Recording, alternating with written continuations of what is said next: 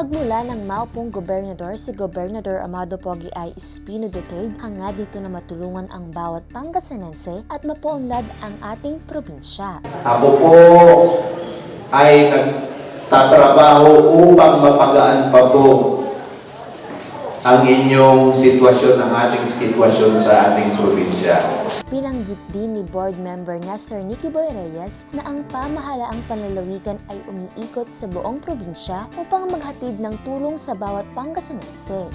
Sa ipanangiliber na saramay ayuda lapuod sa intensyon ng gobernador, gastos niya minso pondo na sa gobyerno, kuya kung tumagawa kayo na itapiano, na ibuno, gadamit niya totoo sa aking iliber-liber na aray kay patayo dyan sa Mical Note at kibang-ibang irang barangay. Interon probinsya ng Pangasinan. Sika to may panangaro, yalabay ang nagawa ng gobernador. Isa sa mga programa ng pamahalaang panlalawigan ay ang Abig Pangasinan Caravan, kung saan dinala ito sa Barangay Bical Norte sa bayan ng Bayambang. Ang Abig Pangasinan Caravan ay pinagsama-samang programa tulad na lamang ng pagbibigay ng mga agricultural and fishery inputs bilang suporta sa food production program, kung saan malaking tulong ito sa mga magsasaka at mangingisda sa probinsya. Papasalamat po kami kay Gobernador Amado I. Espino III kasi marami po siyang natutulungan lalo na sa aming mga magsasaka. Naroon din ang Abig Laman at Barangay o Kalusugan Caravan, handog ang libreng serbisyong medikal, pagbibigay ng libreng gamot at bitamina. Abig laman nagaging sa kay Ago dyan.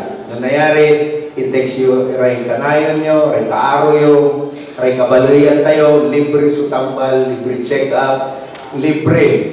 Libre po ang minor surgeries, walay tambal, isumpot yung. Handog pa ng Abig Pangasinan Caravan ang karagdagang pangkabuhayan o cash for work, Kalinisan Caravan, Kabuhayan Palengke Caravan, kung saan bibilhin ng provincial government ang mga bentang gulay, karne at iba pa sa mga participating small vendors. At ipapamahagi ang mga nabili sa 14 na government-run hospitals. Naroon din ang information desk ng tulong sa pagsasana at trabaho at livelihood assistance program.